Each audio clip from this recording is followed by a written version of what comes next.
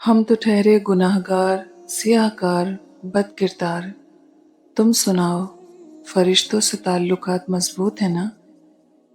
इंसान भी तो डसता है लफ्जों में जहर डालकर। जिन जायदादों को बनाने के लिए हराम हलाल की तमीज भूल बैठे हो, उसी घर से जाते हुए चारपाई भी नहीं मिलेगी, वो भी मस्जिद से लाई जाएगी। अल्लाह ताला का शुक्र अदा किया करें। लोगों की असलियत सामने आ जाना भी एक बहुत बड़ी नेमत है। इंसान बड़ा सख्त जान है, जिस बात का तसव्वुर भी बर्दाश्त नहीं कर सकता, जब वो हकीकत बनकर टूटती है तो चुपचाप बर्दाश्त कर लेता है। अल्लाह पर यकीन इतना तो मजबूत कर लो कि आज नहीं तो कल, कल नहीं तो परसों वो उन दुआओं पर कुन कह देगा जो तुम्हें नामुमकिन नजर आती हैं।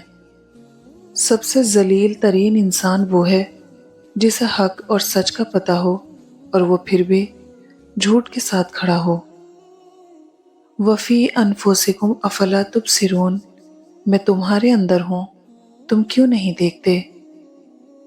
इंसान बड़ी अजीब फितरत का मालिक है। ये मरे हुए को रोता है और जिंदों को रुलाता है। कभी कभी जिंदगी उन्हीं लोगों के हाथों बेसहारा कर देती है जिन्हें हम अपना मजबूत सहारा समझते थे।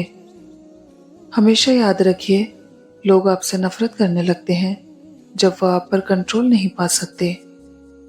जिंदगी एक आईना है, आप इसे बेजार होकर देखेंगे तो बेजार हो जाएंगे और मुस्कुराते हुए देखेंगे तो मुस्कुराते ही चले जाएंगे। आपका व्हाट्सएप स्टेटस आपके अंदर की आवाज़ है। कोशिश करें कि अपनी आवाज़ जायज़ रखें, सुनने वाले देखने वाले को गुनाह ना हो।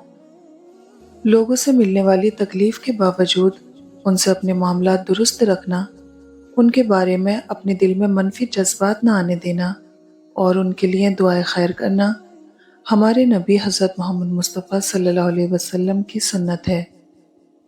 हालात जैसे भी हों, अल्लाह से दुआ मांगते रहो, मौज से होने में देर नहीं लगती।